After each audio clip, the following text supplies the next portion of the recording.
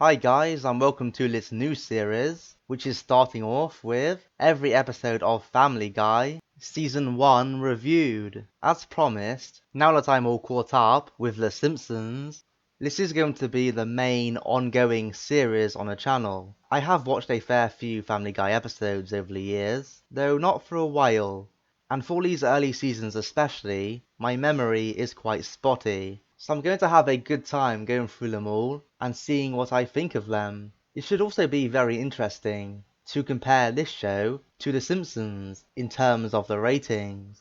In terms of how I'm going to review this show, it will be kind of similar to The Simpsons format, with a few different additions which I'll explain as we go. The tone of how I review the episodes might be different slightly as well, because Family Guy is a different show. I kind of went out of my way to try and not be too controversial, and not to swear or anything like that in the Simpsons series, and I'll still try not to go overboard with that stuff even now, because it's just not my style really. But given that Family Guy is a show more aimed at adults, there will be certain situations where I'm kind of forced into it, I assume, so just be aware of that as we go.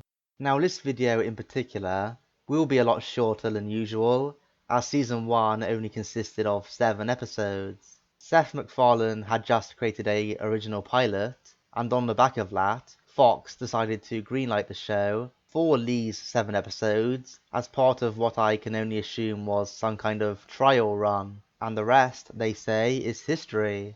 Anyway, if you could show some support for this new series, in the form of a like, sub or comment, to help get it off the ground with a good start, I would really appreciate it.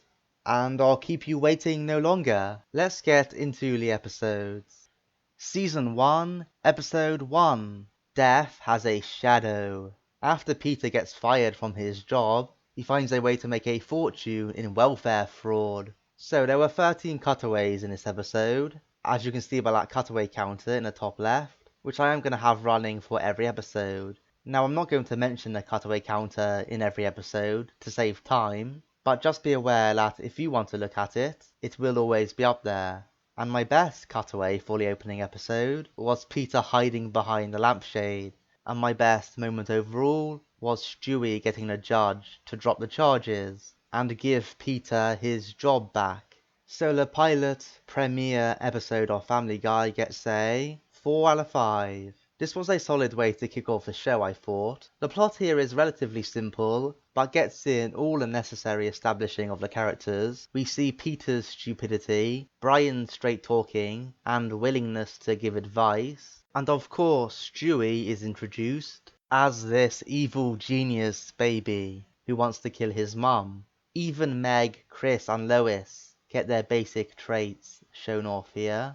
I was not that invested in Peter losing his job and defrauding the government, but the ending of Stewie using his mind control device to get Peter off the hook I thought worked well. It made sense of course, and it called back to earlier in the episode. There were a few more cutaways here than I expected actually, but most of them were very quick and snappy, mostly involving Peter recalling some wacky situations he was apparently involved in. As I said, the revelation that instead of going somewhere to hide from Lois the fact that he lost his job, Peter literally just stayed in the living room hiding behind a lampshade. That was definitely one of those jokes that is so stupid it's funny. I also liked the clip of Peter and Brian ordering fast food. That is quite a famous one. In general here, despite the slightly slower pace, you can definitely see the Family Guy style here already, and that's enough for me to call this a successful pilot.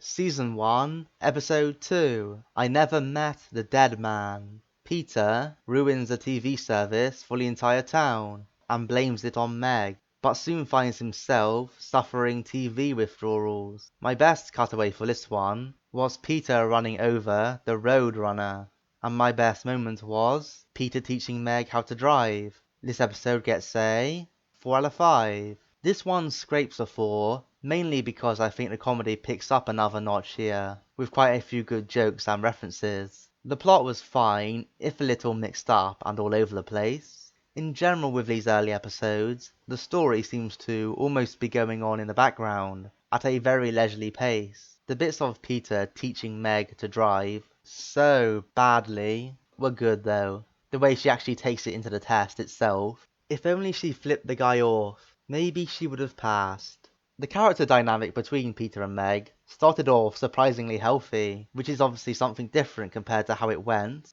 Just seeing everyone's reaction to having to live without TV was also interesting. Nowadays I assume they would all just instantly substitute it with the internet. As I said though, I like the majority of the jokes here, like the German guy taking over the Polish stool, Peter becoming Violet Beauregard after lying to Wonka, Tom Tucker and Diane's scandalous comments when they think they are off the air, and my favourite of the lot, Peter running over the Roadrunner. I just love how Wile E. Coyote is there in a car with him, trying to convince him that nothing happened.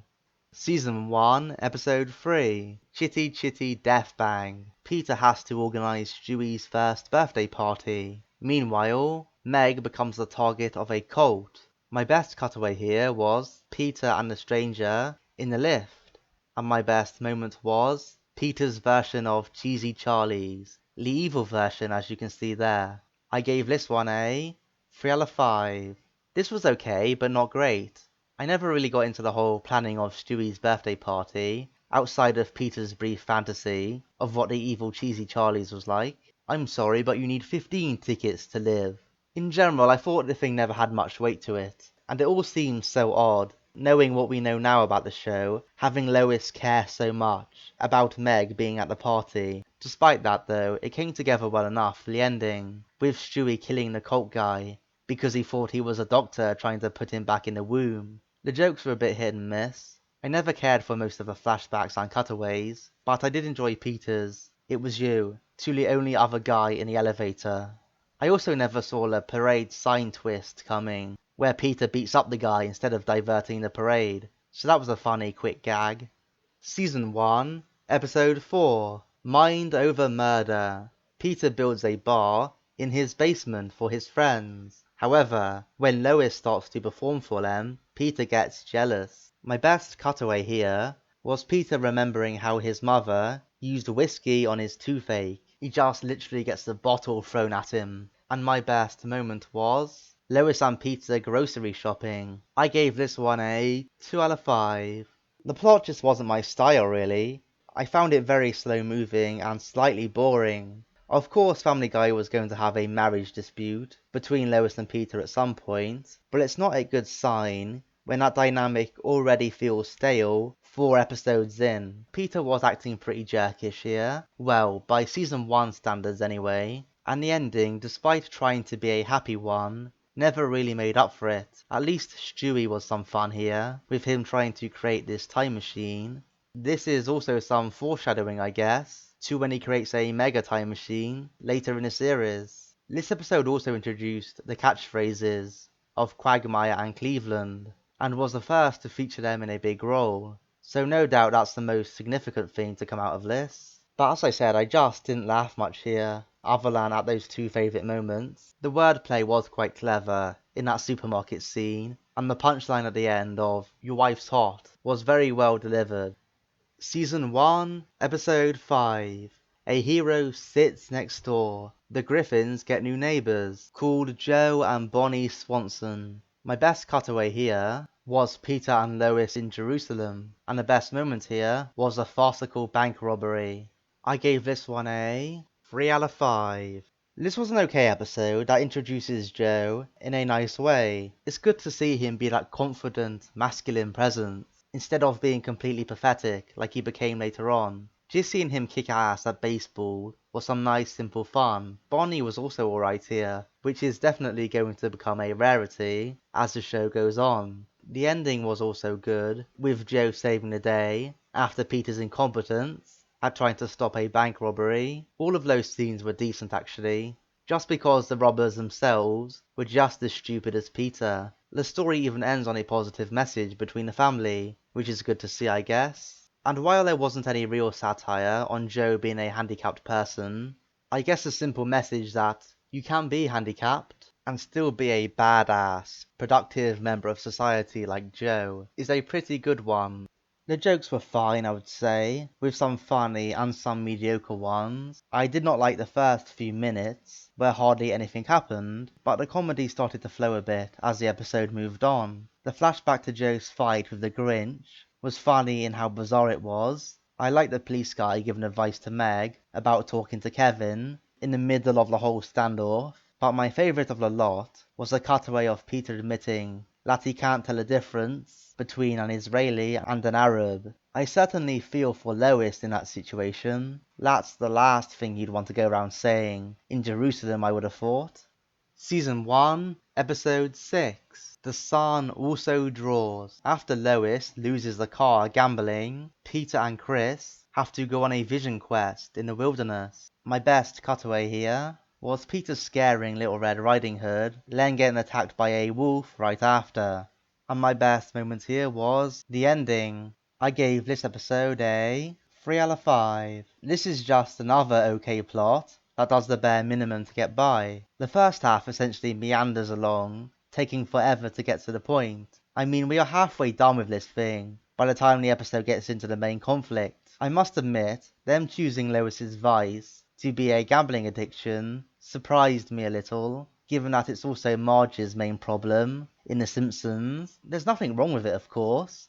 I mean, The Simpsons doesn't have a monopoly on gambling addiction stories after all. It's just that knowing that, I expected Family Guy to go in a different direction. The bit about Peter having this spiritual vision was fine, mainly because of all the sarcastic trees he encounters, and it did end up with a nice moment where he tries to give Chris some encouragement. And as I said, I did enjoy the ending jokes of the episode, where unlike everyone else, Peter has absolutely nothing positive to say about Canada. And who can blame him? It does suck after all. I also enjoyed the cutaway of Peter trying to sneak Chris in, dressed as a horse, and as I said, him getting attacked by a wolf while pretending to be one is pretty ironic.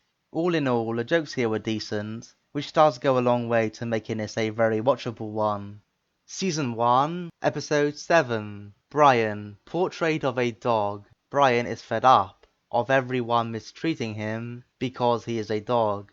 My best cutaway for this one was Peter trying to get out of giving a deer his insurance information after a car crash. And my best moment was, once again, the ending. So the season finale gets a 4 out of 5. Yes, it ends with a pretty interesting plot. That is the most character driven of the entire season. It finally shows off Brian's character and personality out and about in the real world. It also works well as kind of a nice way to put to bed the idea of him being a dog amongst humans, because it's mostly just ignored or accepted from this point on. We also found out about how Peter took Brian in when he was a stray on the street. And when the ending came full circle, with Peter saving him again, it was a very nice and sweet moment. Now of course Stewie wasn't on board with it, and was rooting against Brian all episode. It'll take Stewie a bit longer to come around to him, but don't worry, it will happen soon enough.